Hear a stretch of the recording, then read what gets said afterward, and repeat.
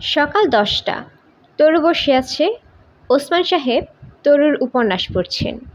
মন দিয়ে পড়ছেন বলেই মনে হচ্ছে। তিনি বসে আছেন হুইল চেয়ারে।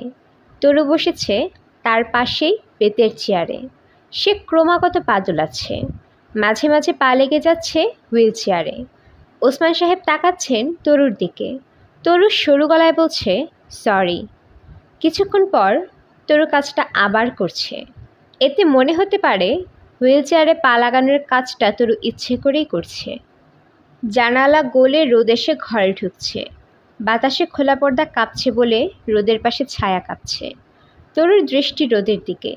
তার কাছে মনে হচ্ছে ছায়ায় স্থির হয়ে আছে, রোদ কাঁপছে। ট্রেনে কোথাও যাবার সময় তার এরকম হয়। পাশাপাশি দুইটা ট্রেন, তাদেরটা থেমে আছে, পাশেরটা চলতে শুরু করেছে। তরুর মনে হয় তাদেরটাই চলছে, পাশেরটাই স্থির। ওসমান বললেন, তরু, উপন্যাস যতটুকু লিখেছ পড়েছি, মিথ্যা অংশগুলি ভালো হয়নি। তরু অবাক হয়ে বলল, কোন অংশগুলো মিথ্যা? ওসমান বললেন, এই যেমন তুমি বললে 1 মিনিট সময় দিলাম, চুমু খেতে চাইলে খেতে পারো। কি করে বুঝলেন মিথ্যা? সত্যিও তো হতে পারে। তুমি যখন মিথ্যা কথা লিখো তখন তোমার হাতের লেখাই বদলে যায়। তুমি নিজেই দেখো। তরু বলল, তাই তো দেখছি। ঠিক আছে, মিথ্যা লিখেছি, ভালো করেছি। লেখকরা কি সবসময় সত্যি লেখেন? ওসমান সাহেব বললেন, যারা সত্যিকার লেখক তাদের মাথায় একটা কনভার্টার থাকে। মিথ্যাগুলি তারা কনভার্টারে ঢুকান, সেখানে তারা সত্যি হয়ে বের হয়ে আসে। সত্যিকার লেখকদের কোনো কথাই মিথ্যা না, ভুয়া লেখকদের সত্যিটাও মিথ্যা। তরু পা নাচানো বন্ধ করে দিল। রোদের খেলাটাও এখন সে আর দেখছে না।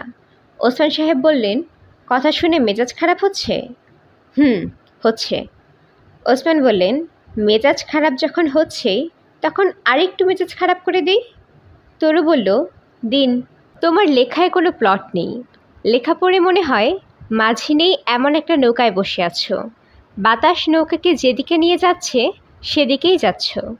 যখন বাতাস থাকছে না তখন তুমিও স্থির হয়ে বসে আছো। তোমার নৌকায় মাঝি লাগবে, পাল লাগবে, প্রয়োজনে গুণ টানার ব্যবস্থাও করতে হবে। আপনি একটা প্লট দিন, সেই প্লটে লিখব। ওসমান বললেন, আমি নিজেই তোমার উপন্যাসের একটা প্লট হতে পারি।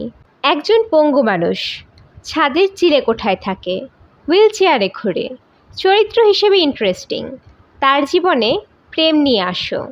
অল্প বয়সী একটা মেয়ে তার প্রেমে পড়ুক।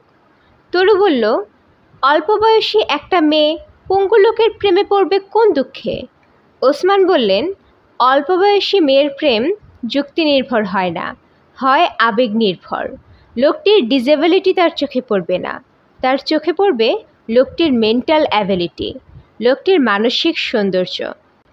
তরু বলল, আপনার ধারণা আপনার মানসিক সৌন্দর্য তাজমহল টাইপ? তুমি তোমার লেখায় তাই করবে। আমার মানসিক সৌন্দর্য তাজমহল পর্যায়ে নিয়ে যাবে। এটাই তো লেখকের কাজ। লেখক কাদামাটি হাতে নিয়ে অপূর্ব মূর্তি তৈরি করেন। তরু বলল, উপন্যাসের ক্ষেত্রে কি হবে? মেয়েটা পঙ্গুটাকে বিয়ে করবে, সুখে ঘর সংসার করতে থাকবে, তাদের কিছু পঙ্গু ছেলেমেয়ে হবে, নাকি কোনো ছেলেমেয়েই হবে না? ওসমান সাহেব বললেন, তুমি রেগে যাচ্ছ কেন? তুমি আমার কাছে প্লট চেয়েছ, আমি প্লট দিলাম। পছন্দ হলে এই প্লট নিয়ে লিখবে, পছন্দ না হলে লিখবে না। তরু বলল, আপনি যে প্লট দিয়েছেন সেই প্লটের ইংরেজি নাম শিট প্লট, বাংলায় গু প্লট। ওসমান শব্দ করে হাসলেন। সঙ্গে সঙ্গে তরু বলল, আপনার হাসির শব্দ সুন্দর, বেশ সুন্দর। আমি একটা ক্যাসেট প্লেয়ারে আপনার হাসি ক্যাসেট করে রাখব। ওসমান সাহেব বললেন, ক্যাসেট প্লেয়ার নিয়ে আসো, আজই ক্যাসেট করো। তরু বলল, আজ না। চা খাবেন? খেতে পারি। তরু চা বানাতে গেল। হুইল চেয়ারে ওসমান তার পেছনে পেছনে গেলেন। তরু বলল, চায়ে চিনি দেব? দাও। তরু বলল, সঞ্জুকে নায়ক বানিয়ে নতুন করে উপন্যাসটা লিখলে কেমন হবে? ওসমান বললেন, তাও করতে পারো। সেও কিন্তু পঙ্গু, মানসিকভাবে পঙ্গু, এবং চরিত্র হিসেবে ইন্টারেস্টিং, আমার চেয়ে ইন্টারেস্টিং। আমি ছাদে বন্দি, সে নিজের কাজে বন্দি। তবে তুমি বারবার তার প্রসঙ্গে লিখছ সুতাকৃমি। এটা অরুচিকর। সাহিত্যের রুচির একটা ব্যাপার আছে তো। তরু বলল, আপনি কি এখানেই চা খাবেন, নাকি আমরা ছাদে যাব? চলো ছাদে যাই। রোদে চিরবির করতে করতে চা খাওয়ার আনন্দ আছে। চা নিয়ে চাইনিজ একটা প্রবচন আছে, শুনবে? শুনতে ইচ্ছা করছে না। তারপরে বলুন, যে খায় চা তার সর্বরোগ না। তরু কিছুই বলল না। সে নিঃশব্দে চা খেয়ে যাচ্ছে। সে যেখানে দাঁড়িয়েছে সেখান থেকে সঞ্জুকে দেখা যাচ্ছে। সঞ্জু রাস্তার দিকে তাকিয়ে দাঁড়িয়ে আছে। তার সামনে চাপা ভাঙা এক যুবক। মাথায় চুল নেই, পেটটি বাঁধা। সে পা ফাঁকা করে দাঁড়িয়ে আছে এবং একটু পরপর থুতু ফেলছে। এক নাগাড়ে সেই যুবকই কথা বলছে। সঞ্জু শুনে যাচ্ছে। এমন কোনো অস্বাভাবিক দৃশ্য না, কিন্তু তরুর সামান্য অস্বস্তি লাগছে। যুবকের বাঁ হাত প্যান্টের পকেটে ঢোকানো। সে একবারও হাত বের করছে না। প্যান্টের পকেটে কি পিস্তল নাকি ফেন্সিডিলের বোতল? ছেলেটা মনে হচ্ছে বাঁহাতি। ডান হাতে ছেলে হলে ডান হাতটা গুরুত্বপূর্ণ কোনো কাজে পকেটে ঢুকিয়ে রাখত। কি দেখছো তরু? তরু দৃষ্টি ফিরিয়ে নিয়ে বলল, কিছু দেখছি না। আচ্ছা, আপনার কাছে মনিকা নামের যে একটা মেয়ে আসতো, সে আর আসে না কেন? মেয়েটির বিয়ে হয়ে গেছে। তার স্বামী পছন্দ করে না সে বাড়ি বাড়ি গিয়ে ছবি আঁকা শেখায়। তাহলে আপনার ছবি আঁকা বন্ধ? একে একে আমার সবই বন্ধ হবে। তবে আমি হতাশ না। সাধারণ নিয়ম হচ্ছে একটা দরজা বন্ধ হলে আরেকটা দরজা খোলে।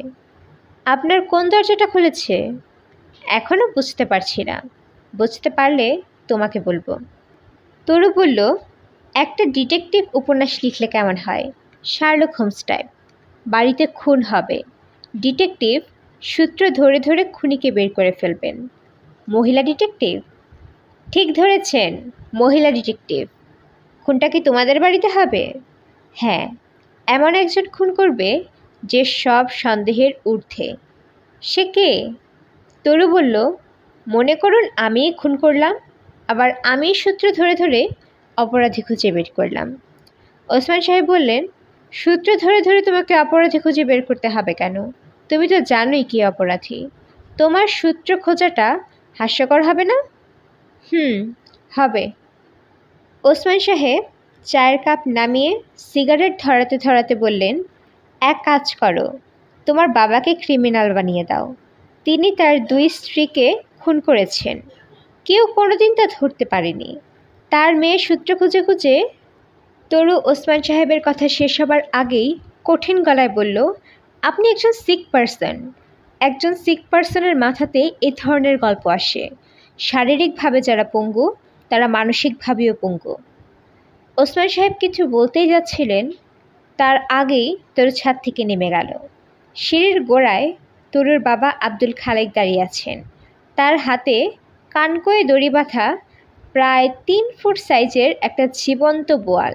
মাছটা বারবার লেজ এদিক ওদিক করছে।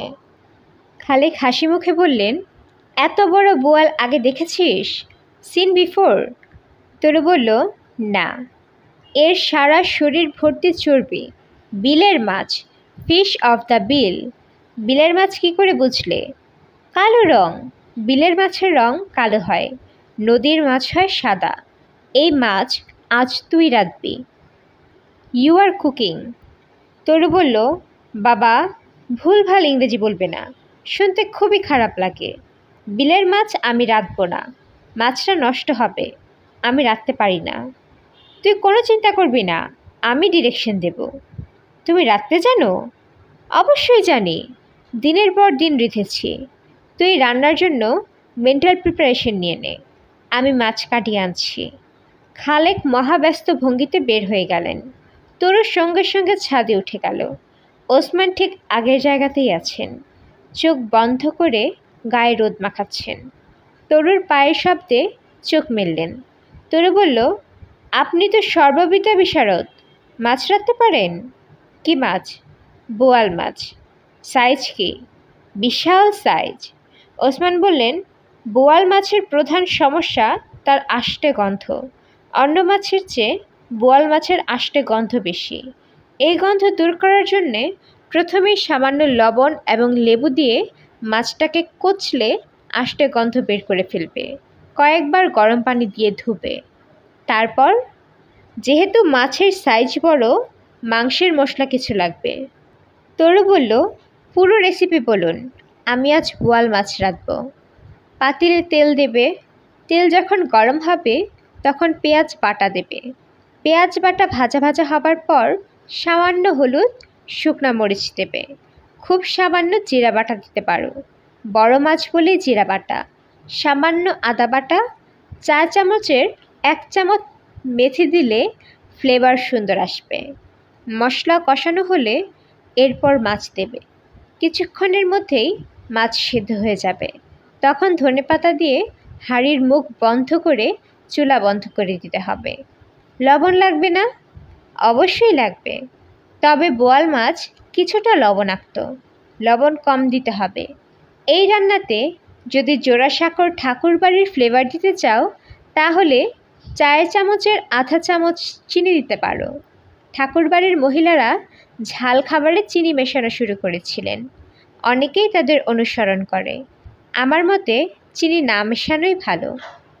তাও অসাধারণ জিনিস হবে। কী ইনগ্রিডিয়েন্ট? মনোসোডিয়াম গ্লুটামেট, চাইনিজ খাবারের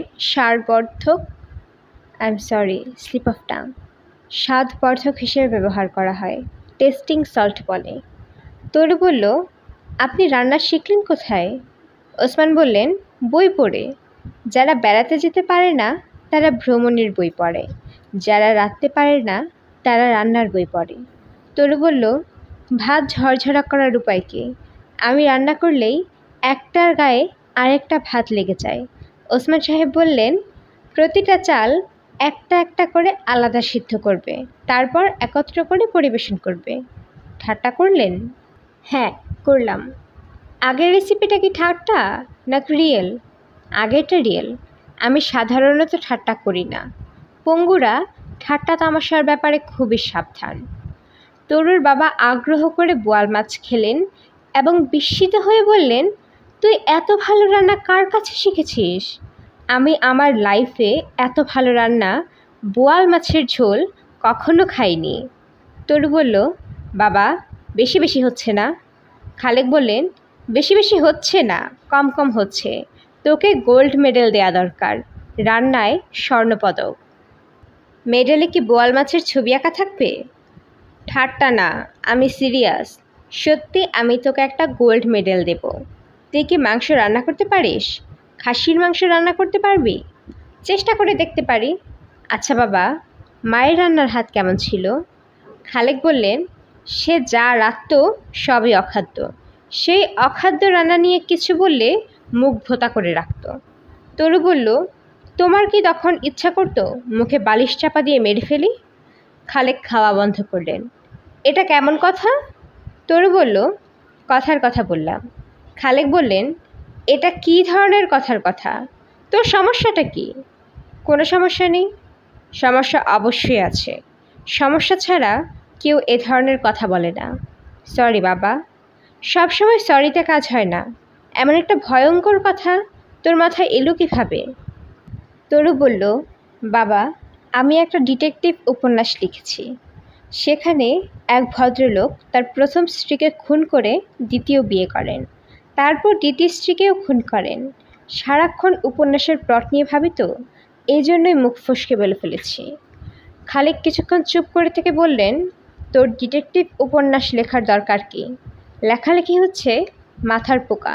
খবরদার মাথায় পোকা ঢোকাবি না। আচ্ছা, একটা কথা বলে খাওয়ার আনন্দটাই নষ্ট করে ফেলেছিস। সরি বাবা। খালেক প্লেট রেখেই উঠে পড়লেন।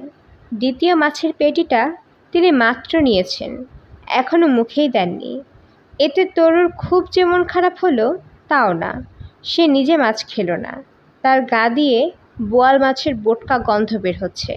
সে একসময় গরম পানি নিয়ে ভালো করে একটা গোসল করতে চলে গেল, তাতেও গায়ের থেকে বোটকা গন্ধ দূর হলো না।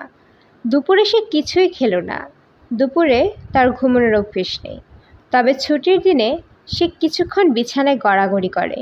তার মোবাইলে সুডোকু নামের অঙ্কের একটা খেলা আছে, এই খেলাটা খেলে। সুডোকুতে সে ভালোই এক্সপার্ট হয়েছে। জাপানের টোকিওতে প্রতি বছর সুডোকু উৎসব হয়। তার ধারণা বাংলাদেশের থেকে কেউ তাকে সুডোকু উৎসবে পাঠালে সে প্রাইজ নিয়ে ফিরত। তরুকে ওসমান সাহেব ডাকছেন, তবে স্বপ্নে ডাকছেন। তরু সুডোকু খেলতে খেলতেই ঘুমিয়ে পড়ল। প্রায় সঙ্গে সঙ্গেই স্বপ্নে দেখল, স্বপ্নে ওসমান সাহেব খোলা দরজা দিয়ে তার ঘরে ঢুকেছেন, হেঁটে হেঁটে ঢুকেছেন। তরু বলল, আপনার অসুখ সেরে গেছে? তিনি বললেন, বোয়াল মাছ রান্না করে পাঠিয়েছিলাম, খেয়েছেন? হ্যাঁ খেয়েছি। খেতে কেমন হয়েছে এটা তো বললেন না। তোমাকে অতি জরুরি একটা কথা বলতে এসেছি, হাতের সময় নেই। স্বপ্নের এই পর্যায়ে দেখা গেল তিনি চক ডাস্টার হাতে ব্ল্যাকবোর্ডের সামনে দাঁড়ানো, গম্ভীর গলায় বক্তৃতা দিচ্ছেন। স্ট্যাটিস্টিক্স বলছে 10.10% স্ত্রী তাদের স্বামীদের হাতে খুন হয়। 3 রকমের খুন আছে, ক শ্রেণীর খুন, খ শ্রেণীর খুন এবং গ শ্রেণীর খুন।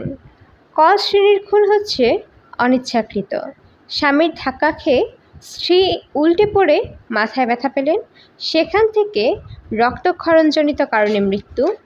খ শ্রেণীর খুন ইম্পালস এর বর্ষবর্তী হয়ে খুন, হঠাৎ প্রচণ্ড রেগে গিয়ে স্বামী এই কাজটি করেন। রাগ কমে যাওয়ার পর তার দুঃখের সীমা থাকে না, সে নিজেও তখন আত্মহত্যা করতে চায়। আর গ শ্রেণীর খুন হচ্ছে এরা ঠান্ডা মাথায় একের পর এক খুন করে, এদের বলা হয় সিরিয়াল কিলার, যেমন তোমার বাবা খালেক। তরু বলল, স্যার, স্বপ্নে মনে হচ্ছিল ওসমান সাহেব তার শিক্ষক। কিছুক্ষণের জন্য লেকচার বন্ধ রাখবেন? আমার একটা কল এসেছে জাপানের রাজধানী টোকিও থেকে, সুডোকু কম্পিটিশনে যোগ দেবার আমন্ত্রণ। তার ঘুম ভাঙল মোবাইল টেলিফোনের শব্দে। সে টেলিফোন ধরে বলল, কে? আমি সঞ্জু। কে চাও? আমার বুবুকে দুলাভাই ঘর থেকে বের করে দিয়েছে, সে কলতলায় বসে আছে, তাকে একটু ঘরে নিয়ে যান। তুমি বলো আমাদের ঘরে আসতে।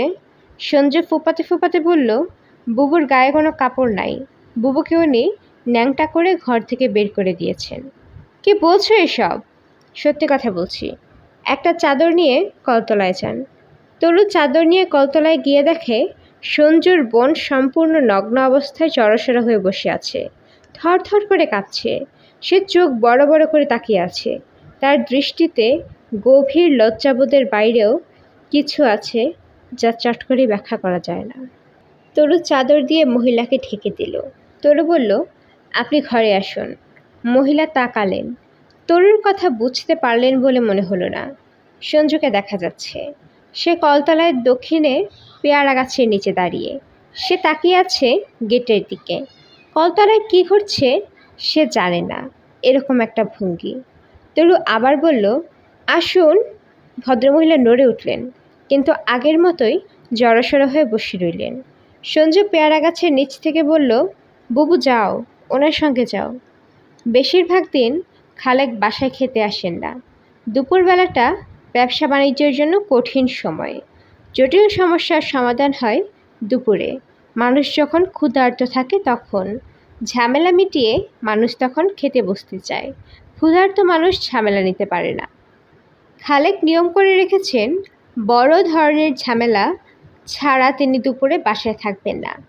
আজ বাসায় এসেছেন, কারণ জ্বরে তার শরীর পুড়ে যাচ্ছে। জ্বর উঠেছে কাঠের দোকানে। 100 CFT সেগুন কাঠ কিনতে গিয়েছেন, দরদাম ঠিক করেছেন। হঠাৎ তার মাথা চক্কর দিয়ে উঠল, তিনি ধপাস করে পড়ে গেলেন। কাঠের দোকানের মালিক আনিস বলল, কি হয়েছে? মাথাটা হঠাৎ চক্কর দিয়ে উঠল। পানি খাবেন? একটু পানি খান। খালেক পানির গ্লাসে চুমুক দিয়ে পানি নামিয়ে রাখতে রাখতে বললেন, পানি তিতা লাগছে। আনিস বলল, বাসায় যান, বাসায় গিয়ে শুয়ে থাকেন। সঙ্গে কি গাড়ি আছে? জি না। গাড়ি দিচ্ছি, আপনাকে বাসায় নামিয়ে দিয়ে আসবে। কাঠ আরেকদিন কিনবেন। খালেক বললেন, কাঠ আজই কিনব, আমি কাজ ফেলে রাখি না। আনিস বলল, ক্যাশিয়ারের কাছে টাকা জমা দিন, আপনার 100 CFT কাঠ আমি নিজ দায়িত্বে জায়গা মতো পৌঁছে দেব। আপনি সুস্থ মানুষ, আমার উপর ভরসা করতে পারেন। খালেক বললেন, ভরসা করলাম। আনিস নামের যুবকটাকে তার পছন্দ হয়েছে। চেহারায় কাঠিন্য আছে, কথাবার্তায় নেই। সব ব্যবসায়ীদের মধ্যেই কাস্টমারের সামনে হাত কচলানোর স্বভাব আপনাতেই চলে আসে, এর মধ্যে ওই স্বভাব নেই। আনিস বলল, আপনি কিছুক্ষণ শুয়ে থাকুন, আমি ডাক্তার খবর দিয়েছি, আপনার প্রেশারটা দেখবে। খালেক বলল, কোনো দরকার নেই। আনিস বলল, দরকার আছে কি নেই সেটা ডাক্তার বুঝবে, আপনি বুঝবেন না। আপনার কি ডায়াবেটিসের কোনো সমস্যা আছে? কখনো মাপি নাই। একটা বয়সের পরে শরীরের পরীক্ষা নিরীক্ষা মাঝে মধ্যে করা উচিত। আমার বাবার ছিল হাই ডায়াবেটিস, হাই প্রেশার, কোনো দিন পরীক্ষা করার নাই। একদিন আমি জোর করে পরীক্ষা করলাম, সব অসুখ বিসুখ একসঙ্গে ধরা পড়ল। 6 মাসের মধ্যে মৃত্যু। আমি ব্যবসা করা টাইপ ছেলে না, বাবার ব্যবসা হঠাৎ এসে আমার মাথায় পড়েছে। আগে কি করতেন? পাশ করার পর কিছুই করতাম না, অভিনয়ের শখ ছিল। যারা প্যাকেজ নাটক করে এদের পিছে পিছে অনেক ঘুরেছি, খুবই ফালতু ধরনের কয়েকটা ক্যারেক্টারে অভিনয়ও করেছি। এখন সব বাদ। বিয়ে করেছেন? জি না। খালেকের হঠাৎ মনে হলো তরুর পাশে এই ছেলেটাকে খুবই মানাবে। দুজনের চেহারায় কোথায় যেন একটা মিল আছে। চলে এসেছে। প্রেশার নর্মাল পাওয়া গেল, সুগারও মাপা হলো, র্যান্ডমে 6.2, এসব কিছু না। আনিসের গাড়িতে করে তিনি বাসায় ফিরলেন। 32 ভাগা ব্যবসায়ীর লক্কর গাড়ি না, কালো রঙের ঝকঝকে গাড়ি। গাড়ির ভেতরে বেলি ফুলের গন্ধ। খালেক ভেবেছিলেন এয়ার ফ্রেশনার দেওয়া, পরে লক্ষ্য করলেন পেছনের সিটে বেতের ছোট্ট ঝুড়ি ভর্তি বেলি ফুল। খালেক বাসায় ফিরলেন জ্বর নিয়ে, তার চোখ লাল, শরীর কাঁপছে, দৃষ্টি সামান্য উদ্ভ্রান্ত। তরু বলল, বাবা কি হয়েছে? খালেক বললেন, সব ঠিক আছে, ডাক্তার চেক করেছে। তরু বলল, শরীর পুড়ে যাচ্ছে, ডাক্তার কি চেক করছে বুঝলাম না। তুমি ইউনিভার্সিটিতে যাস নাই? না। তুমি এরকম করে কথা বলছো কেন? বাসায় একটা ঝামেলা হয়েছে তো, এই জন্য যেতে পারিনি। কি ঝামেলা? কি ঝামেলা পরে শুনবে, এখন বিছানায় এসো, গা স্পঞ্জ করে দেব। তুমি তো ঠিকমতো হাঁটতেও পারছো না। আমার ঘাড়ে হাত রাখো। খালেক বললেন, দরজা জানালা বন্ধ করে দে, চোখে আলো লাগছে। তরু বাবার মাথায় জলপট্টি দিচ্ছে। সিলিং ফ্যান হালকা করে ছেড়ে দেওয়া হয়েছে। জানালা বন্ধ, খোলা দরজা দিয়ে সামান্য আলো আসছে। খালেক তার মাথার কাছে বসা মেয়েকে ঘাড় ঘুরিয়ে দেখলেন এবং এই প্রথম মনে হলো এমন রূপবতী মেয়ে তিনি তার জীবনে দ্বিতীয়টা দেখেননি। খালেক বললেন, তোর জন্য আজ একটা ছেলে দেখলাম, ভালো করেছ। আমার খুব পছন্দ হয়েছে। তরু জলপট্টি বদলাতে বদলাতে বলল, বিয়ের কথা পাকা করে চলে এসেছে নাকি বাবা? না, তোর পছন্দ তো জানি না। তোর কীরকম ছেলে পছন্দ? শায়লা ভাবির হাজব্যান্ডের মতো ছেলে আমার পছন্দ। শায়লা ভাবিকে? আমাদের ভাড়াটে সঞ্জুর বুবু। খালেক অবাক হয়ে বললেন, সঞ্জুর দুলাভাইয়ের মতো ছেলে তোর পছন্দ? কেন? সে তো শুনেছি তার স্ত্রীর সঙ্গে খুবই খারাপ ব্যবহার করে। এজন্যই তো তাকে আমার পছন্দ। আমার হাজব্যান্ড আমার সঙ্গে খারাপ ব্যবহার করবে আর আমি তাকে শায়েস্তা করব, এতেই আমার আনন্দ। তোর কথাবার্তার কোনো বাপ মা নাই। সঞ্জুর দুলাভাই কী করেছে জানো? আজ তার স্ত্রীকে তালাক দিয়ে ঘর থেকে বের করে দিয়েছে। এমন এক নোংরা কারণে তালাক দিয়েছে যে শুনলে তোমার ইচ্ছা করবে লোকটাকে খুন করতে। কী কারণ? কী কারণ তোমাকে বলতে পারবো না। তোমাকে না শুধু, কাউকেই বলতে পারবো না। বাবা শোনো, ওই মহিলার কোথাও যাওয়ার জায়গা নেই। তার এক ফুপু আছেন, সেখানেও তিনি যেতে চাচ্ছেন না। উনি আছেন আমাদের এখানে, গেস্ট রুমটা ওনাকে ছেড়ে দিয়েছে। খালেক বিরক্ত গলায় বলল, কি বলিস তুই? আমার এখানে কেন থাকবে? যাবে কোথায়? যাবে কোথায় সেটা তো আমার দেখার কথা না। তরু বলল, বাবা, তোমার জ্বর আরও বাড়ছে, এই সময় কথাবার্তা বন্ধ রাখো, জ্বর কমুক, তারপর যদি মহিলাকে এ বাড়িতে রাখতে না চাও ধাক্কা দিয়ে রাস্তায় বের করে দেবে। আমি কিছুই বলবো না, এখন ঘুমোতে চেষ্টা করো, চোখ বন্ধ করো। খালেক সাহেব চোখ বন্ধ করলেন। প্রবল জ্বরের ঘোরে তিনি বিকট সব দুঃস্বপ্ন দেখতে শুরু করলেন। একটি স্বপ্নে তিনি কাঠের একটা বাক্সে শুয়ে আছেন, তার গায়ে চায়ের পাতা ঢালা হচ্ছে। তিনি বলছেন, শুধু চায়ের পাতায় হবে না, বরফ দিতে হবে। তরু বলল, বরফ দিলে তোমার ঠান্ডা লাগবে বাবা। কর্পূর দিচ্ছি। চা পাতা এবং কর্পূর দিলেই হয়, আর কিছু লাগে না। এখন চোখ বন্ধ রাখো, আমি বাক্সের ডালা বন্ধ করব। হাতুড়ি পেরেক এনেছিস? সাবধানে পেরেক পুঁতবি, হাতে যেন না লাগে। আচ্ছা। তরু বাক্সের ডালা বন্ধ করে দিল। বাক্সটা এখন অন্ধকার। খালেক একটু পরপর পেরেক পোতার শব্দ শুনতে শুনতে গভীর ঘোরে চলে গেলেন। তার ঘোর ভাঙল হাসপাতালে। অপরিচিত একজন তরুণী তার গায়ের চাদর ঠিকঠাক করে দিচ্ছে। খালেক বললেন, কে? তরুণী জবাব না দিয়ে ঘর থেকে বের হয়ে গেল। তার প্রায় সঙ্গে সঙ্গে ঘরে ঢুকলো তরু। তরু বলল, বাবা, একটু কি ভালো লাগছে? খালেক বললেন, ওই মেয়েকে? তরু বলল, সঞ্জুর বোন। সঞ্জুটাকে? জামান সাহেবের স্ত্রীর ছোট ভাই। শালা শব্দটা বলতে খারাপ লাগে বলে স্ত্রীর ছোট ভাই বললাম। খালেক বললেন, জামান সাহেবটাকে? তরু বলল, আমাদের একতলার ভাড়াটে। বাবা, এত কথা বলতে হবে না, রেস্ট নাও। তোমার শরীর যে কতটা খারাপ তুমি জানো না। অজ্ঞান হয়েছিলে 4 ঘন্টা। খালেক বললেন, ওই মহিলা এখানে কি করছে? তরু বলল, সারাক্ষণ তোমার পাশে কাউকে থাকা দরকার। আমি একা তো পারি না, উনি মাঝে মাঝে আমাকে সাহায্য করেন। তার নাম কি? শায়লা। বাবা, প্রশ্ন শেষ হয়েছে? এখন চোখ বন্ধ করে ঘুমানোর চেষ্টা করো। খিদে লেগেছে? কিছু খাবে? কমলা রস করে দেব? না। 1 কাপ দুধ খাবে বাবা? কিংবা চিকেন স্যুপ? চামচে করে স্যুপ দেই। খেতে না পারলে খাবে না। খালেক বলল, আচ্ছা দে। তরু বড় চামচে করে স্যুপ খালেক সাহেবের মুখে ধরছে। তিনি খাচ্ছেন। খেতে ভালো লাগছে। টক ঝাল স্যুপ, কোনোটাই বেশি না। টকও না, ঝালও না। স্যুপ থেকে ধনিয়া পাতার গন্ধ আসছে। গন্ধটাও ভালো লাগছে। স্যুপ কে বানিয়েছে? তুই? না, শায়লা নামের মেয়েটা বানিয়েছে। খেতে কি ভালো লাগছে বাবা? লাগছে। তোর মাও স্যুপ ভালো বানাতো। এই একটা জিনিসই সে ভালো পারত, 1 গাদা ধনেপাতা দিত। তোর ফট করে বলে ফেলল, বাবা, এই মহিলাকে তুমি বিয়ে করে ফেললে তোমার সেবা যত্ন খুব ভালো হবে। উনি খুব সেবা করতে পারেন। খালেক মেয়ের দিকে তাকিয়ে আছে।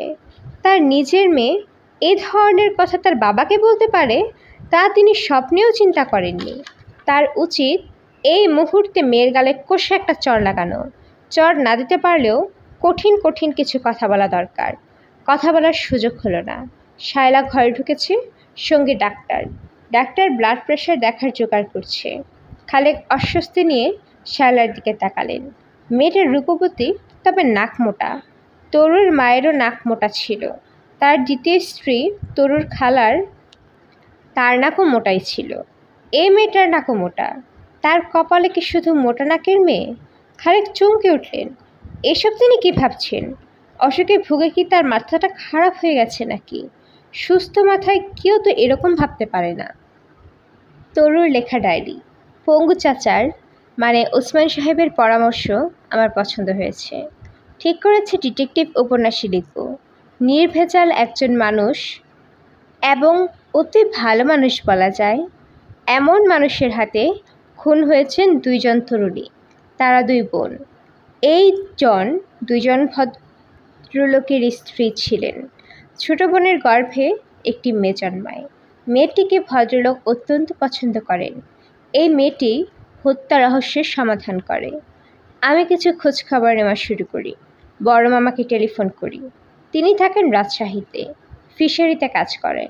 হঠাৎ আমার টেলিফোন পেয়ে তিনি খুবই অবাক। তরু মা, কেমন আছো গো? আমি ভালো আছি মামা। হঠাৎ টেলিফোন করলে কেন গো মা? একটা ইনফরমেশন জানতে চাচ্ছি।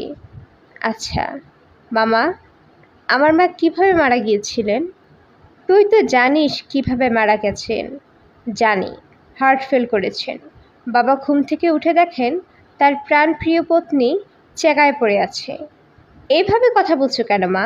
তোমার সমস্যা কি? কোনো সমস্যা নেই। আচ্ছা মামা, বড় খালা কিভাবে মারা গিয়েছিলেন? এসব কেন জিজ্ঞেস করছিস? তিনিও তো হার্টফেল করেই মারা গেছেন, ঠিক না? বাবা ঘুম থেকে উঠে দেখেন বড় খালা মোড়ে জায়গায় পড়ে আছেন। তরু, প্রপার ল্যাঙ্গুয়েজ প্লিজ। মামা, তোমাদের কি একবারও মনে হয়নি এই দুজনের মৃত্যুই স্বাভাবিক না?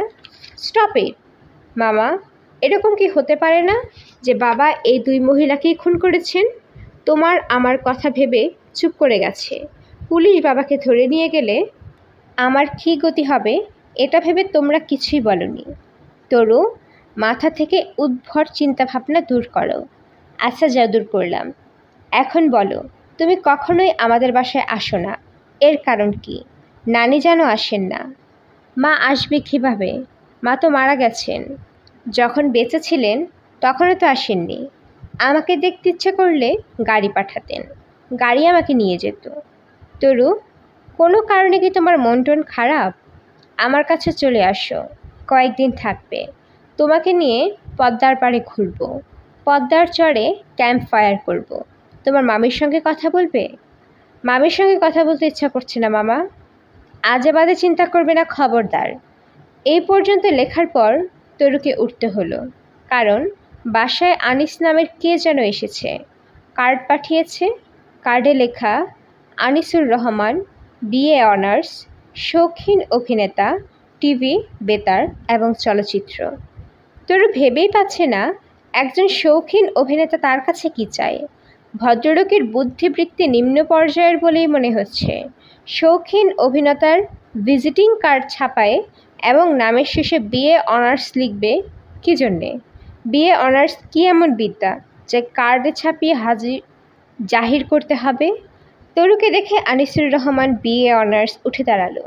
তরু বলল, বাবার কাছে এসেছেন? জি, শুনেছি ওনার শরীর খারাপ, হাসপাতালে ছিলেন, দেখতে এসেছি। তরু বলল, খালি হাতে এসেছেন? হরলিক্সের কৌটা, ডাব, কমলা এসব কিছু আনেননি? আনিস বিস্মিত হয়ে বলল, জি না। তরু বলল, আপনার সঙ্গে ঠাট্টা করছিলাম, কিছু মনে করবেন না। আমি কিছু মনে করিনি, তবে খালি হাতে আসা অবশ্যই ঠিক হয়নি। তরু বলল, বাবা ভালো আছেন, কাজকর্ম করে বেড়াচ্ছেন। এখন আপনাকে আমি চিনতে পারছি। বাবা আপনার কাঠের দোকানে অসুস্থ হয়ে পড়েন, আপনি তার যথেষ্ট সেবা যত্ন করেছিলেন। তেমন কিছু কিন্তু করিনি। তরু বলল, বাবা জ্বরের ঘরে ছিলেন তো, আপনার সমস্যাটাই তার কাছে অনেক বড় মনে হয়েছে। বাবা বাসায় ফিরেই আমাকে বলেছেন, তোর জন্য একটা ছেলে দেখে এসেছি। আনিস পুরোপুরি হকচকিয়ে গেল। কি সহজভাবেই মেয়েটা এসব কথা বলছে, কোনো দ্বিধা নেই, কোনো সংকোচ নেই। তরু বলল, চা খাবেন? আনিস বলল, খেতে পারি। তরু বলল, খেতে পারি বলার অর্থ অনিচ্ছার সঙ্গে খেতে রাজি হচ্ছি। আপনি আগ্রহের সঙ্গে চা খেতে চাইলেই আপনাকে চা দেব। আনিস বলল, আমি আগ্রহের সঙ্গে চা খেতে চাচ্ছি। তরু বলল, আপনি হয়তো ভেবেছেন চা খেতে খেতে কিছুক্ষণ আমার সঙ্গে গল্প করবেন, তা হচ্ছে না। আমি এক্ষুনি আপনার কাছ থেকে বিদায় নিয়ে চলে যাব। কাজের মেয়ে আপনাকে চা দেবে, আপনি একা একা চা খাবেন, উঠে চলেও যেতে পারবেন না। নিজেকে মনে হবে পৃথিবীর শ্রেষ্ঠ গাধা। আমি যাচ্ছি, আপনার চা এক্ষুনি চলে আসবে। আনিসকে চা দেওয়া হয়েছে। সে চায়ের কাপে চুমুক দিচ্ছে। সত্যি সত্যি নিজেকে সে পৃথিবীর শ্রেষ্ঠ গাধা ভাবছে। একটাই সান্ত্বনা, মেয়েটা তাকে চমকে দিয়েছে। কিছুক্ষণের জন্য হলেও এরকম একটা মেয়ের সঙ্গে কথা বলার আনন্দ তুচ্ছ করার মতো না। তরু ছাদে এসেছে। ওসমান সাহেব হুইল চেয়ারে ছাদে ঘুরপাক করছেন। তিনি তরুকে দেখেই বললেন, হ্যালো মিস্ট্রি। তরু বলল, হ্যালো। কিছু বলতে এসেছ নাকি এমনি সৌজন্য সাক্ষাৎ? তরু বলল, আমি ডিটেকটিভ উপন্যাস লেখা শুরু করেছি। ভেরি গুড, ধরা হোক তুমি এখন ঔপন্যাসিক হচ্ছ। না না, তেমন কিছু হচ্ছি না, কারণ এটা ধার করা উপন্যাস। ধার করা মানে? আপনার প্লটটা নিয়ে লিখছি। এক ভদ্রলোকের হাতে তার দুই স্ত্রী খুন, তিনি তৃতীয় একজনকে বিয়ে করার প্রস্তুতি নিচ্ছেন, তখনই গল্পের শুরু। Interesting plot. তরু বলল, ইন্টারেস্টিং প্লটে আপনার ভূমিকাটা বুঝতে পারছি না। ওসমান বললেন, আমার ভূমিকা মানে? ডিটেকটিভ উপন্যাসে আপনিও একটা চরিত্র। আপনাকে কিভাবে ফিট করব বুঝতে পারছি না। আমাকে ফিট করার দরকার কি? এত বাড়িঘর থাকতে আপনি আমাদের এখানে থাকতে এলেন কেন? বাবার সঙ্গে আপনার সম্পর্কটা কি? বাবা অবশ্যই আপনার বন্ধু মানুষ না। বাবাকে কখনোই আপনার সঙ্গে গল্প করতে দেখিনি। দুইজনের যোগাযোগটা কিভাবে হলো? তোমার উপন্যাসে এসব তথ্য দরকার? অবশ্যই দরকার। ওসমান দীর্ঘ নিঃশ্বাস ফেলে বললেন, খুঁজে বের করো। একজন ডিটেকটিভ এই কাজটাই করেন। তরু বলল, আপনি কি আমার মা বা বড় খালাকে চিনতেন? তোমার মাকে চিনতাম। তরু বলল, আপনি কি আপনার স্ত্রীর টেলিফোন নাম্বার দেবেন? আমি তার সঙ্গে কথা বলবো। কি কথা বলবে? ঠিক আছে, যে কথা বলতে ইচ্ছে করে বলো, টেলিফোন নাম্বার দিচ্ছি। তরু বলল, আপনার অস্বস্তি বোধ করার কোনো কারণ নেই, আমি আপনার সামনেই কথা বলবো। কে? আমার নাম তরু। তরুটা কে? ওসমান চাচা আমাদের বাড়ির ছাদে থাকেন। আমার বাবার নাম খালেক। কী চাও তুমি? অনেকদিন আপনি আসেন না, এই জন্য টেলিফোন করেছি। আবির কি ভালো আছে? হ্যাঁ, সে ভালো আছে। রাখি কেমন? এখন একটু ব্যস্ত আছি, বাসায় গেস্ট। ওসমান বললেন, ডিটেকটিভ কর্মকাণ্ডে কিছু পেয়েছো? কোনো ক্লু? তরু বলল, পেয়েছি। কি পেয়েছো? একজন ডিটেকটিভ কারোর সঙ্গে ক্লু শেয়ার করে না। ওসমান বললেন, শায়লা মেয়েটা তোমাদের বাড়িতে কি স্থায়ী হয়ে গেছে? তরু বলল, সেরকমই মনে হচ্ছে। খালেক রাতে খেতে এসে বললেন, আনিস এসেছিল? তরু বলল, হ্যাঁ। ছেলে কেমন? ভালো। খালেক বললেন, এরকম একটা ছেলের সন্ধানেই আমি আছি। Good person, very good person. আমি খোঁজ লাগিয়েছি। কি খোঁজ? 24 ঘন্টা আমার স্পাই তার পিছে ঘুরবে। কোথায় যায়, কি করে, কাদের সঙ্গে মেশে, সব খোঁজ খবর আনবে। যদি দেখি সব ঠিকঠাক, তাহলে বিসমিল্লাহ, শুভ বিবাহ। তোর আপত্তি আছে? না। তোর নিজের পছন্দের কেউ থাকলেও হিসাবে ধরব। আছে কেউ? আছে। খালেক ভুরু কুচকে বললেন, কে সে? কি করে? টিচার। তোদের পড়ায়? হ্যাঁ, চর্যা স্যার। আমাদের চর্যাপদ পড়ায়। বিবাহিত, 4 ছেলে মেয়ে। বড় মেয়েটার বিয়ে হয়েছে। খালেক মেয়ের দিকে বেশ কিছু সময় ধরে তাকিয়ে থাকলেন। মেয়ের ঠাট্টা তামাশা করার বাজে স্বভাব হয়েছে, বাবার সঙ্গেও ঠাট্টা তামাশা। তিনি খাবারে মন দিলেন। তরু, কোফতা কে রেঁধেছে? শায়লা ভাবি। আমিও তাই ভেবেছিলাম। কাজের মেয়ের রান্না আর ঘরের মহিলার রান্না ডিফারেন্স আছে, গ্রেট ডিফারেন্স, মুখে দিলেই বোঝা যায়। তরু ওসমান সাহেবের সঙ্গে ছাদে গল্প করছেন। এমন সময় সঞ্জু সেখানে গিয়ে দাঁড়ালো। সঞ্জু ভাবছে সে যেখানে দাঁড়িয়েছে সেখান থেকে তরু বা ওসমান সাহেব তাকে দেখবে না, অথচ দরজার ফাঁক দিয়ে ঠিকই দেখা যাচ্ছে। ওসমান বললেন, আজ তোমাকে অন্যদিনের চেয়ে বেশি আনন্দিত মনে হচ্ছে, কারণ কি? তরু বলল, কারণ আজ আমাকে দেখতে আসবে। দেখতে আসবে মানে কি, বিয়ের করে দেখা? ছেলে কি করে? কাঠুরিয়া, কাঠ কাটে। ওসমান বললেন, টিম্বার মার্চেন্ট? তরু বলল, ভদ্র ভাষায় তাই। বাবার ওনাকে খুবই পছন্দ। ছেলের নাম আনিস। আনিস? তরু বলল, হ্যাঁ আনিস, আমার খুবই অপছন্দের নাম। আমাদের ক্যান্টিন বয় নাম আনিস। তার প্রধান চেষ্টা কোনো এক আপার গায়ের সঙ্গে হাত লাগিয়ে দেখা যায় কিনা। ভাবটা এরকম যেন ভুলে লেগে গেছে। ওসমান বললেন, বয়কে দোষ দিয়ে লাভ নেই, সমাজের অনেক গুরুত্বপূর্ণ ব্যক্তির এই স্বভাব আছে। তরু হঠাৎ প্রসঙ্গ পাল্টে নিচু গলায় বলল, আনিস সাহেব বিকালে চা কোথায় খাবে জানেন? আপনার এখানে। আপনার মতামত বাবার কাছে খুব গুরুত্বপূর্ণ, কাজেই আপনি আনিস সাহেবকে ভালোমতো লক্ষ্য করবেন, তার আইকিউ এর অবস্থা বুঝবেন। তুমি বিয়ে করতে চাচ্ছ?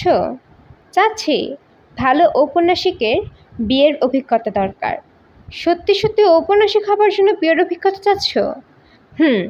আমি কিছুদিন জেলেও থাকতে চাই। জেলের অভিজ্ঞতা লিখতেও এটা সাহায্য করবে। কে বলেছে? স্যার বলেছেন।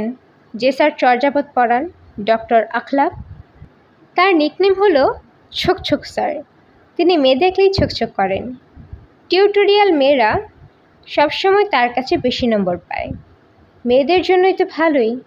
হ্যাঁ ভালো। আপনাকে একটা মজার কথা বলবো? বলো। সুতাকৃমি অর্থাৎ সঞ্জু অনেকক্ষণ থেকে দরজার ফাঁকা দিয়ে আমাদেরকে দেখছে। কতক্ষণ? বেশ অনেকক্ষণ। আমি এখন কি করব জানেন? ওর দিকে তাকিয়ে একটা ভেংচি কাটবো। ভেংচি কাটবে কেন? ওর মধ্যে টেনশন তৈরি করার জন্য। ভেংচি খেয়ে সে সিঁড়ি দিয়ে নেমে যাবে এবং সারাক্ষণ চিন্তা করবে ঘটনাটা কি। সাহস করে আমাকে জিজ্ঞেসও করতে পারবে না। সঞ্জু প্রতিদিন 4-5 বার করে মারা যায়। ওসমান বললেন, তোমার কথার অর্থ ধরতে পারলাম না। প্রতিদিন 4-5 বার করে মারা যায় মানে? তরু বলল, আপনার কাছ থেকে শুনেছি। শেক্সপিয়ার সাহেব বলেন, cowards die many times before their death. সে অর্থেই সঞ্জু 3-4 বার মারা যায়। তরু সিঁড়িঘরের দিকে মুখ ফিরিয়ে বিকট ভেংচি কাটল। ওসমান বললেন, তুমি বেশ ইন্টারেস্টিং মেয়ে। যে তোমাকে বিয়ে করবে সে কখনোই বোর হবে না, তবে তুমি যাকে বিয়ে করবে তাকে নিয়ে বোর হবে। তরু হাতের কাপ নামিয়ে বলল, যাই। তরু নামতেই যাচ্ছিল, সঞ্জু বলল, আপনাকে একটা খবর দেবার জন্য দাঁড়িয়ে আছি। আজ দুলাভাইকে শিক্ষা দেওয়া হবে। তুমি শিক্ষা দেবে? আমার বন্ধুরা দেবে। মেরে তক্তা বানাবে, পেটে একটা ছুরিও ঢোকাবে। এমনভাবে ঢোকাবে যেন কোনো ক্ষতি না হয়, মারা যাবে না। ঘটনা ঘটবে কখন? আজ রাতে। তরু বলল, ঘটনা যে ঘটবে সে অ্যানাটমি জানে তো? বেকায়দায় ছুরি ঠুকিয়ে মেরে ফেলবে না তো আবার? সঞ্জু বলল, সে এক্সপার্ট। নাম কি? হারুন। সবাই বলে খুর হারুন। তরু বলল, খুরের কাজ ভালো জানে এই জন্য খুর হারুন? খুর হারুন ভাই ভালো গানও জানেন। তাই নাকি? সঞ্জু আগ্রহ নিয়ে বলল, তার আরেক নাম মুন্সীগঞ্জের হেমন্ত। মুন্সীগঞ্জে বাড়ি তো তাই। Very good. গায়কের হাতে মৃত্যু। মারা যাবেন না। হারুন ভাইয়ের হাতের কাজ খুবই সাবধান। ঘটনা ঘটা মাত্র আপনাকে খবর দেব। রাত 9টা। তরু বারান্দায় মোড়া পেতে বসে আছে। এখান থেকে বাড়ির গেট দেখা যায়। কে আসছে কে যাচ্ছে সে খবরদারিও করা যায়। তরুর মেজাজ সামান্য খারাপ। সন্ধ্যাবেলা আনিস এসেছিল, একা না, তার চাচাকে সঙ্গে নিয়ে এসেছে।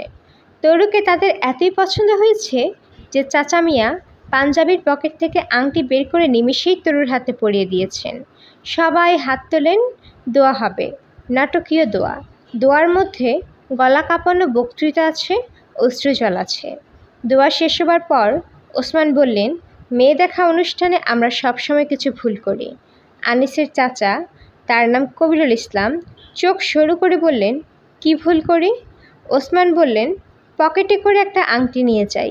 মেয়ে পছন্দ হলে সঙ্গে সঙ্গে আংটি পরিয়ে দেওয়া হয়, পছন্দ না হলে গোপনে আংটি ফিরিয়ে নেওয়া হয়। কবিরুল ইসলাম বললেন, তাতে সমস্যা কি? ওসমান বললেন, যে মেয়েটির বিয়ে হতে যাচ্ছে তার কিছুই বলার থাকে না, মেয়েটিরও তো পছন্দ অপছন্দের ব্যাপার থাকতে পারে। কবিরুল ইসলাম তখন তরুর দিকে তাকিয়ে থিয়েটারে পাট গাইছেন ভঙ্গিতে বললেন, মা তরু, মা তুমিই বলো, তোমার কি ছেলে পছন্দ হয়েছে? আলাপ খোলাখুলি হওয়া ভালো। আমি প্যাঁচের আলাপ পছন্দ করি না মা। তরু সবাইকে চমকি দিয়ে স্পষ্ট গলায় বলল, বাবা যাকে পছন্দ করেছেন আমি তাকে কখনো অপছন্দ করব না। কবিরুল ইসলাম বললেন, মাশাআল্লাহ। মাগো, তোমরা দুজন যদি প্রাইভেট কোনো কথা বলতে চাও ছাদে হাঁটতে হাঁটতে কথা বলো, আমরা কাবিন নিয়ে প্রিলিমিনারি আলোচনা করি। তারা দুজন ছাদে চলে এলো। আনিস সঙ্গে সঙ্গে পকেট থেকে একটা সিগারেট বের করে সিগারেট ধরাতে ধরাতে বলল, বাঁচলাম। তরু বলল, আপনি কি গরম এক কাপ চা খেতে চান? না থ্যাংক ইউ। তরু বলল, প্রাইভেট কোনো কথা থাকলে বলে ফেলুন। আনিস বলল, হুইল চেয়ারে বসা ভদ্রলোক তোমার কে হন? বাবার বন্ধু হন। আনিস বলল, ভদ্রলোক সারাক্ষণ তোমার দিকে তাকিয়েছিলেন, এর কারণটা কি?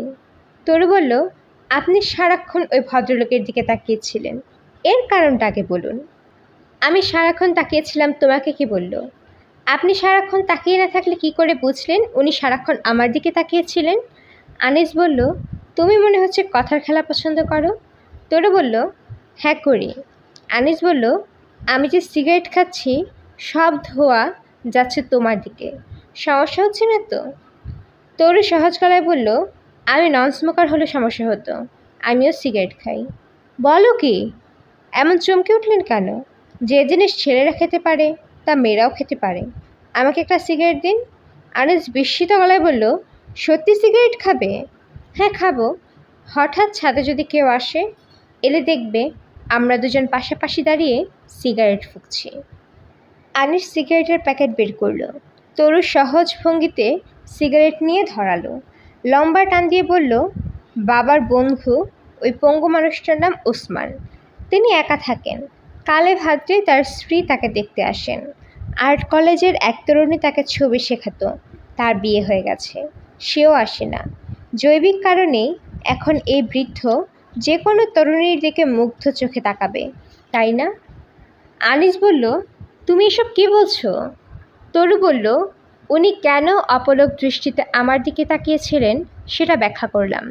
আমাকে আংটি পরিয়ে দেবার ব্যাপারটা উনি একেবারেই পছন্দ করেননি। এখন বুঝতে পারছেন কেন করেননি?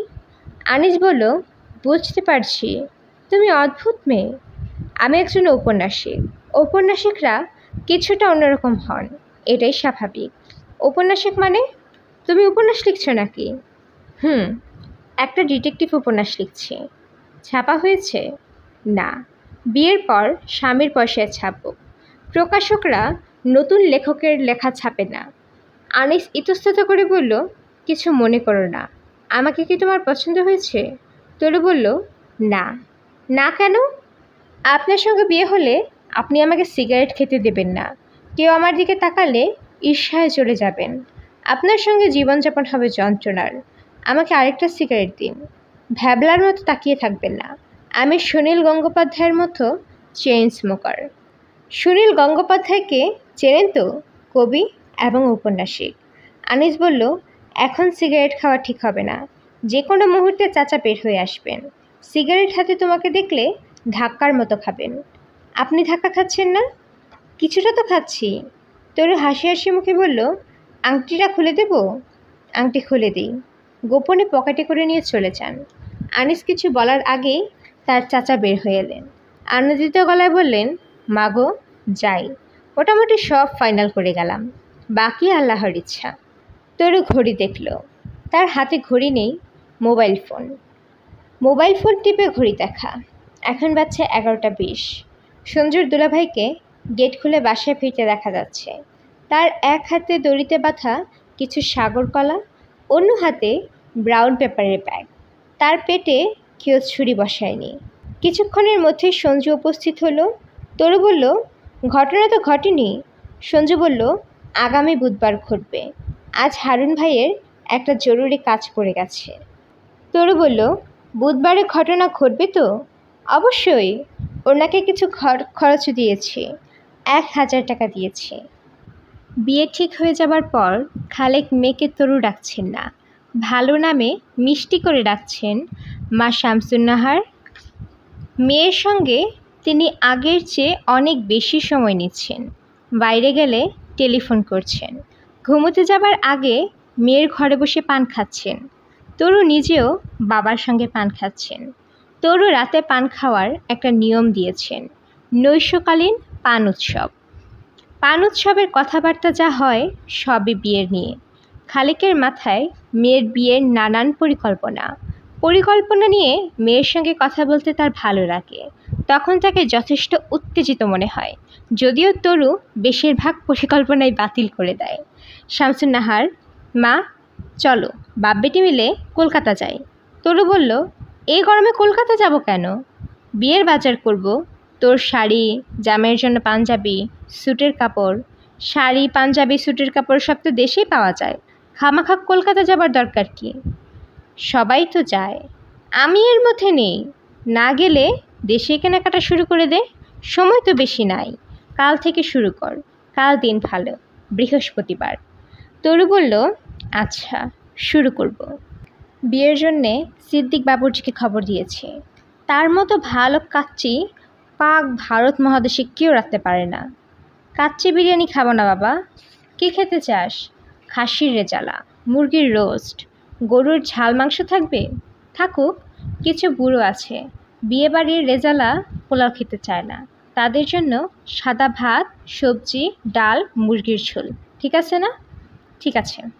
বাচ্চাদের জন্য চাইনিজ আইটেম কী রাখবে? বাচ্চারা চাইনিজ আইটেম পছন্দ করে, ফ্রাইড রাইস, চাইনিজ আর স্প্রিং ফ্রাইড দেবেন। আইসক্রিম থাকবে না, সবার জন্য থাকবে না, শুধু বাচ্চাদের জন্য।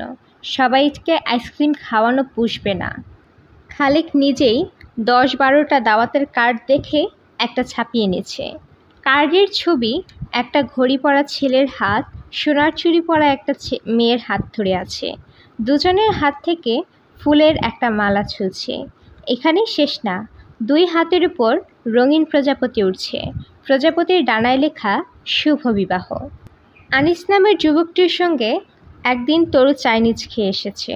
সব হবু স্বামী স্ত্রীকে মুগ্ধ করার চেষ্টায় থাকে। আনিস তার ব্যতিক্রম না। সে রীতিমতো কুইজ প্রোগ্রাম শুরু করলো। তরু, আফগানিস্তান সম্পর্কে কি জানো? তেমন কিছু জানি না। আফগানিস্তান হচ্ছে এমন দেশ যাকে কোনো বিদেশি দেশ দখল করতে পারেনি। তরু বলল, ওরকম দেশ তো আরও আছে, চীন এবং আবিসিনিয়া। এই 2 দেশকেও কেউ কখনো দখল করতে পারেনি। আনিস বলল, কে বলেছে তোমাকে? পঙ্গু বলেছে। পঙ্গুটাকে? ছাদে যিনি থাকেন, পঙ্গু চাচা। তাকে তুমি পঙ্গু চাচা ডাকো কেন? তরু বলল, যে পঙ্গু তাকে পঙ্গু ডাকবো না? তরু বলল, আপনি কি বলতে পারবেন ঠান্ডা হলে কেন এই খাবার খাওয়া যায় না?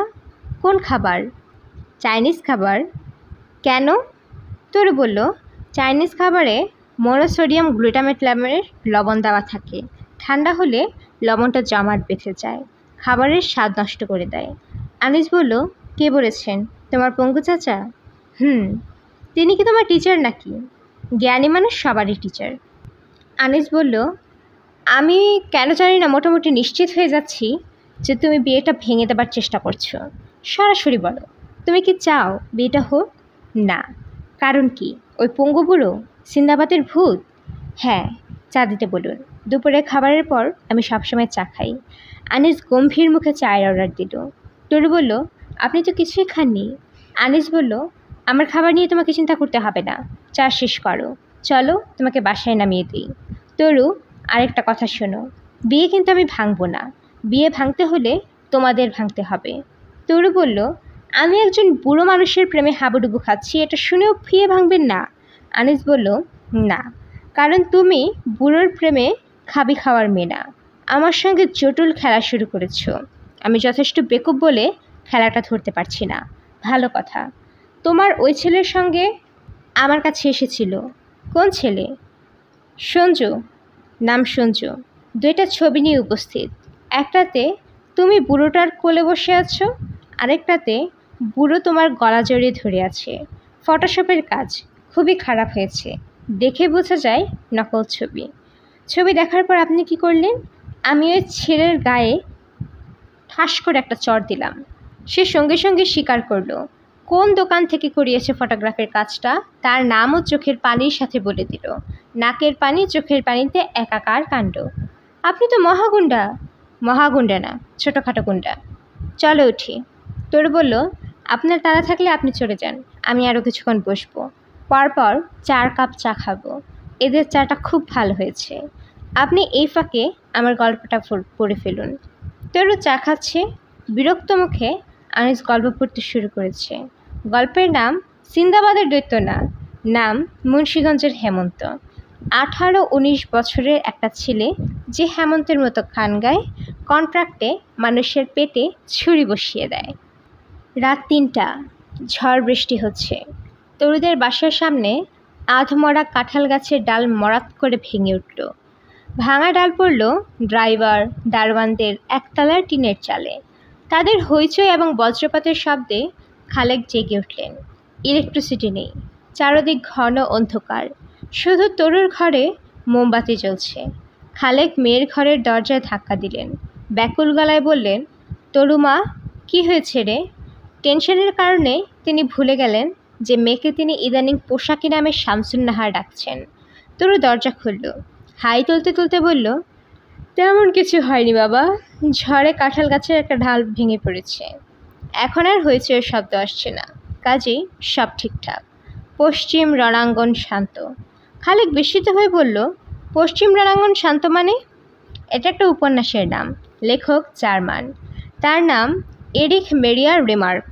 আর তার একটা বিখ্যাত বই আছে নাম 3 কমরেডস। এই বইটা পড়তে বড় সাইজের টাওয়েল লাগে। টাওয়েল লাগবে কেন? বই পড়তে শুরু করলে খুব কাঁদতে হবে। এমনই কষ্টের বই, টাওয়েল লাগবে চোখের পানি মুছতে। তুই রাত জেগে কী করছিস? লিখছি। কী লিখছিস? একটা ডিটেকটিভ উপন্যাস। এখন খুব ক্রিটিক্যাল একটা জায়গায় আছি। এক স্বামী তার দ্বিতীয় স্ত্রীকে মুখে বালিশ চাপা দিয়ে মারছেন, বেচারি ছটফট করছেন, আর তিনি বলছেন, সীমা, আর একটু কষ্ট করো, এক্ষুনি তোমার কষ্টের শেষ হবে, তুমি শান্তিতে ঘুমাবে। এই বলেই তিনি ঘুমপাড়ানি গান গাইতে শুরু করলেন। ঘুমপাড়ানি মাসি পিসি মোদের বাড়ি এসো, খাট নাই পালং নাই, পিঁড়ি পেতে বসো। খালেক বললেন, তোর তো মাথা খারাপ হয়ে গেছে। যতই দিন যাচ্ছে তুই তো তোর মায়ের মতো হয়ে যাচ্ছিস। মায়ের মাথা খারাপ ছিল? অবশ্যই ছিল। কখনো তো বলনি। অসুখ বিসুখের কথাকে বলে বেড়ানো ঠিক।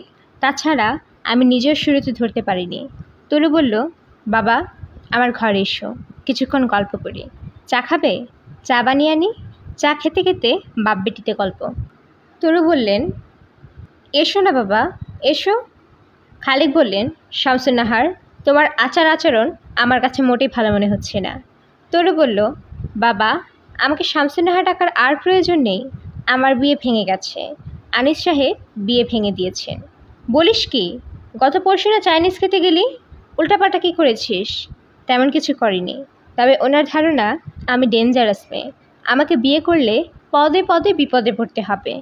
কেন এরকম ধারণা হলো? কি সর্বনাশের কথা! তরু বলল, এই প্রসঙ্গটা নিয়ে কথা বলতে ভালো লাগছে না বাবা, তুমি মায়ের কথা বলো। খালেক বললেন, তার কথা বলতে ইচ্ছা করছে না। তরু বলল, তাহলে পঙ্গু চাচার কথা বলো। পঙ্গু চাচাটাকে? ওসমান চাচা। তুই তাকে পঙ্গু ডাকিস? বাবা সরি, হঠাৎ হঠাৎ ডাকে। খালেকের বিস্ময়ের সীমা রইল না। বিস্ময়ের প্রধান কারণ, তরুর মা ওনাকে হঠাৎ হঠাৎ পঙ্গু ভাই ডাকত। এই নিয়ে তিনি স্ত্রীর সঙ্গে অনেক রাগারাগি করেছেন। সে হাসতে হাসতে বলেছে, আচ্ছা যাও, এখন থেকে আর পঙ্গু ভাই ডাকবো না, ডাকবো গঙ্গু ভাই। খালেক বললেন, গঙ্গু ভাইটা আবার কি? তরুর মা হেসে ভেঙে ভেঙে পড়তে পড়তে বলতো, গঙ্গু হচ্ছে পঙ্গুর কাজিন। মহিলার কথাবার্তার কোনো ঠিক ঠিকানা ছিল না। তরু অবিকল তার মায়ের মতো হয়েছে। তার কথাবার্তারও কোনো ঠিক ঠিকানা নেই। মা ছাড়া সংসারে বড় হয়েছে, কিছু সমস্যা তো হবেই। তাই বলে এতটা? তার বিয়ে ভেঙে গেছে বলে তার যে খুব মন খারাপ হয়েছে তাও মনে হচ্ছে না। খালিক ঠিক করলেন, সকালের নাস্তা খেয়ে তিনি আনিসের কাছে যাবেন। গোলমাল কিছু একটা হয়েছে, সেটা তিনি ঠিক করবেন। ঘরের মোমবাতি তলানিতে চলে এসেছে। তরু নতুন মোম আনতে গেছে। ফিরতে দেরি হচ্ছে। খালেক অস্বস্তি বোধ করছেন। বাবা নাও চা খাও। চা বানাতে গিয়ে দেরি করেছে। মোমবাতি পাস নাই? পেয়েছি, জ্বালাবো না। অন্ধকারে তোমার সঙ্গে গল্প করব। বাবা, তুমি জানো অন্ধকারে মিথ্যা কথা বলা যায় না?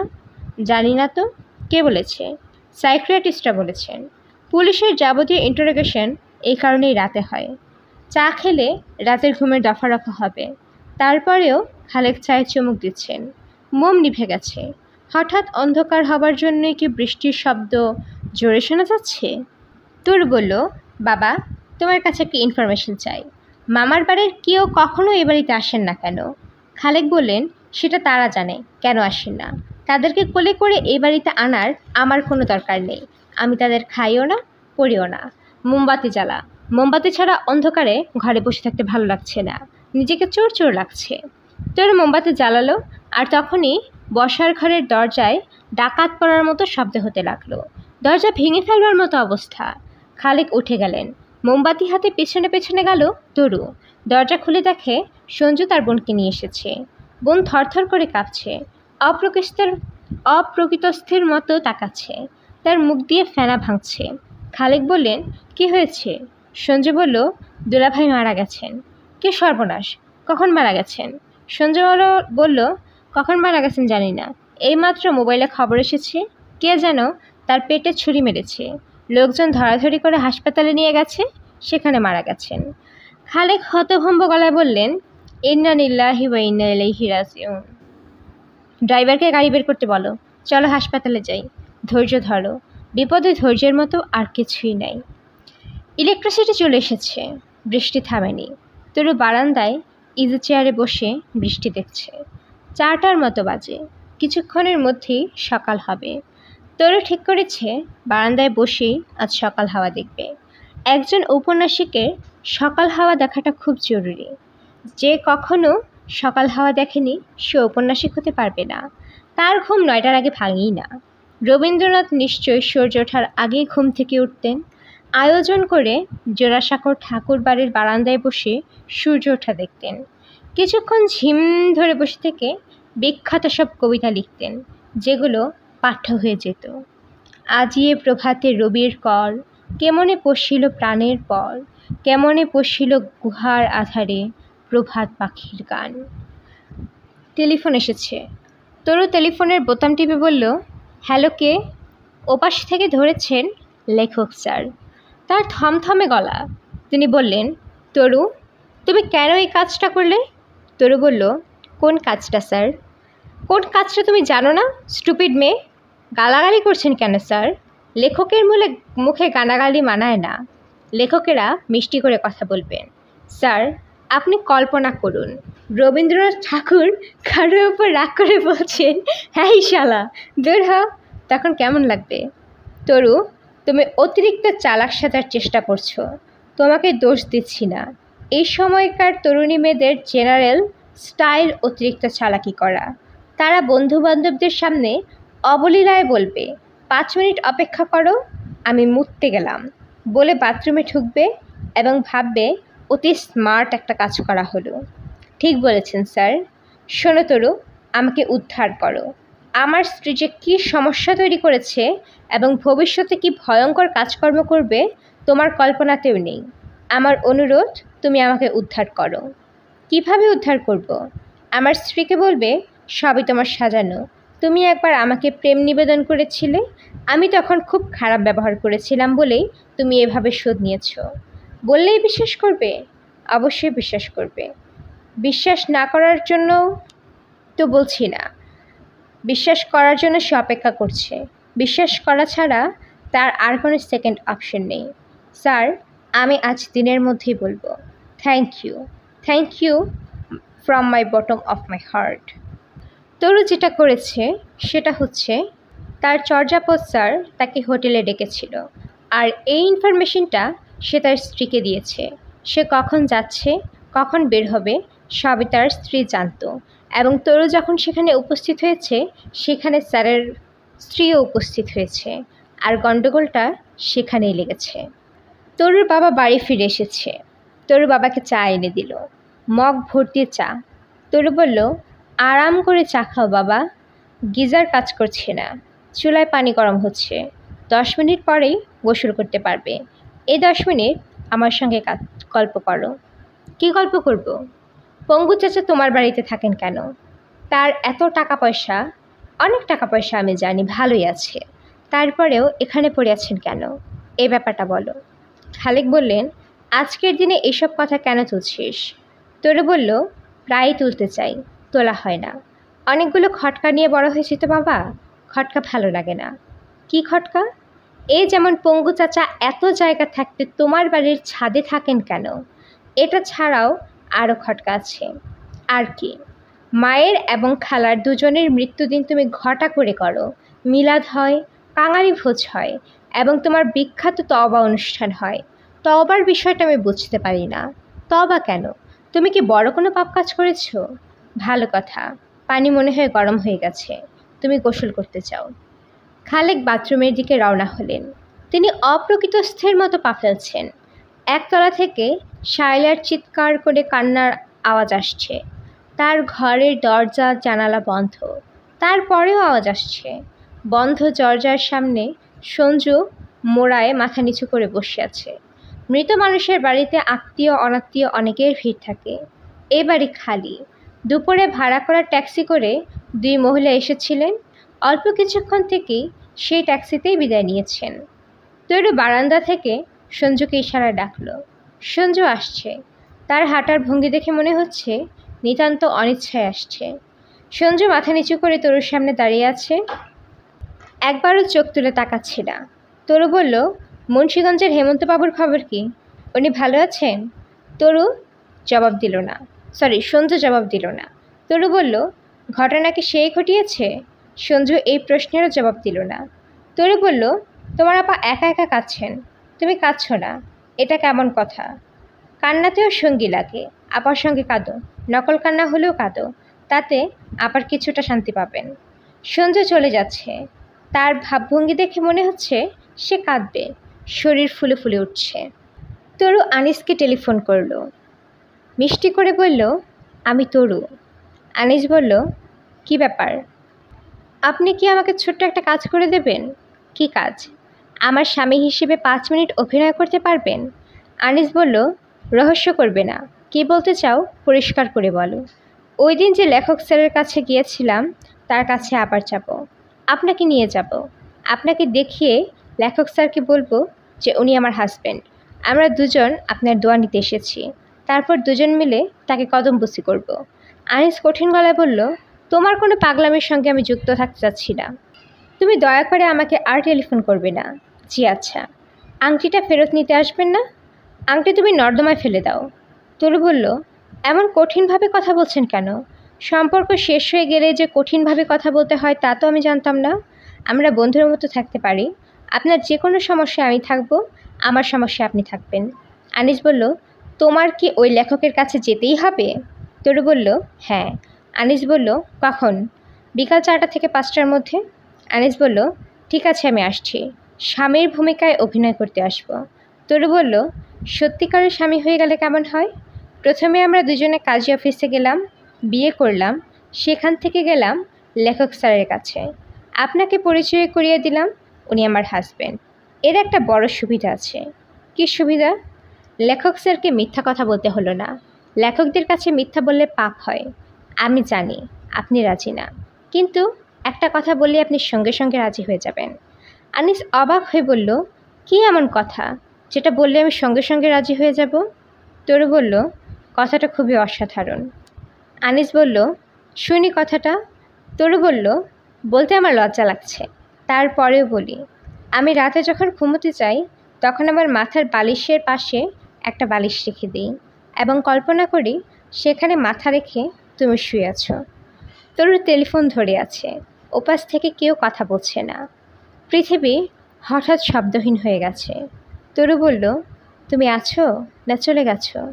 আনিস বলল, তোমাদের বাড়ির পাশে তো একটা কাজী অফিস আছে, আছে না? তরু বলল, আছে। আমি কি শাড়ি পরে রেডি হব? হ্যাঁ হও। তরু কাঁদছে, ফুপিয়ে কাঁদছে। এই কান্না মিথ্যা কান্না না। তার কান্নার শব্দে খালেক ছুটে এসেছেন, বললেন, মা কী হয়েছে? তরু ফুপাতে ফুপাতে বলল, বাবা, আজ আমার বিয়ে, কাজী অফিসে বিয়ে হচ্ছে, তুমি তৈরি হও, তুমি এবং পঙ্গু চাচা বিয়ের সাক্ষী। খালেক বললেন, কার সঙ্গে বিয়ে? তরু চোখ মুছতে মুছতে বলল, জানি না। কাগজ ছেঁড়ার শব্দে আনিসের ঘুম ভেঙেছে। চোখ না মেলে এসে বলল, তরু কী করছো? তরু বলল, কাগজ ছিঁড়ছি, গল্প উপন্যাস যা লিখেছিলাম সব কুটি কুটি। আনিস ঘুম ঘুম চোখে একবার ডাকল। তরু চেয়ারে বসে আছে, তার সামনে মোমবাতি। সে শুধু যে কাগজ ছিঁড়ছে তা না, কাগজ পোড়াচ্ছেও।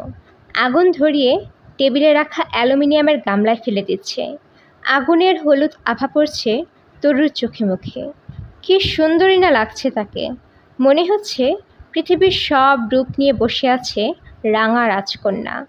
আনিস বলল, লেখা ছিঁড়ে ফেলছ কেন? তরু বলল, লেখক হবার অনেক যন্ত্রণা, কত কিছুই জানতে ইচ্ছা করে। এখন আমি শুধু তোমাকেই জানবো, আর কিচ্ছু জানবো না।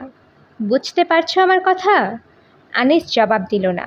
তরু বলল, ঘুমিয়ে পড়েছ? কোনো উত্তর নেই। তরু কাগজ ছেঁড়া বন্ধ করে মাথা ঘুরিয়ে তাকাল আনিসের দিকে।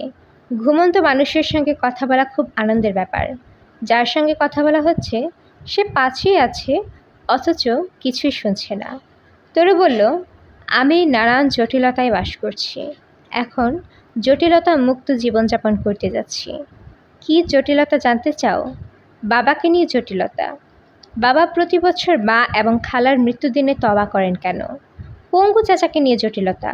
তিনি কেন আমাকে একটা ডিটেকটিভ উপন্যাস লিখতে বললেন যেখানে এক ভদ্রলোক তার 2 স্ত্রীকে হত্যা করেন? তিনি কি কিছুই জানেন? পঙ্গু ভদ্রলোক এই বাড়িতে কেন পড়ে আছেন? তার অতি প্রিয় কেউ কি এ বাড়িতে বাস করে? সেই অতি প্রিয়জনটা কে? তরু নামের মেয়েটি, যাকে তিনি মিস্ট্রি ডাকেন। মেয়েটির মধ্যে রহস্য আছে, এই জন্য কি তার নাম মিস্ট্রি? রহস্যটা কি? এই শুনছ? আমার কথা শুনছ? আনিস পাশ ফিরতে ফিরতে অস্পষ্ট গলায় বলল, সুখে বাস করার সাধারণ নিয়ম জানো? তুমি ঘুমের মধ্যেই হুম হুম করছো, আমার কথা কিছুই শুনছ না, শুনলেও বুঝতে পারছো না। আচ্ছা বলো তো, এমন কি হতে পারে আমি পঙ্গু ভদ্রলোকটার মেয়ে?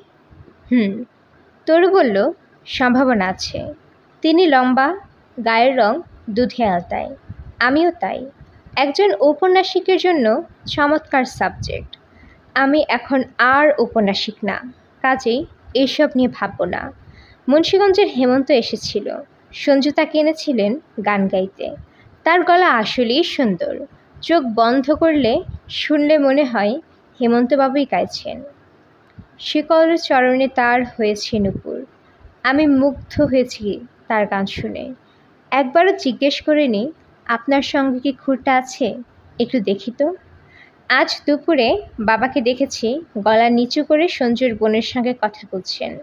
বাবার মুখ হাসি হাসি, ওই মহিলার মুখও হাসি হাসি। ওই মহিলার কোথাও যাবার জায়গা নেই, আমাদের সঙ্গেই থাকেন। প্রায় ইন্টারেস্টিং রান্না করে বাবাকে খাওয়ান।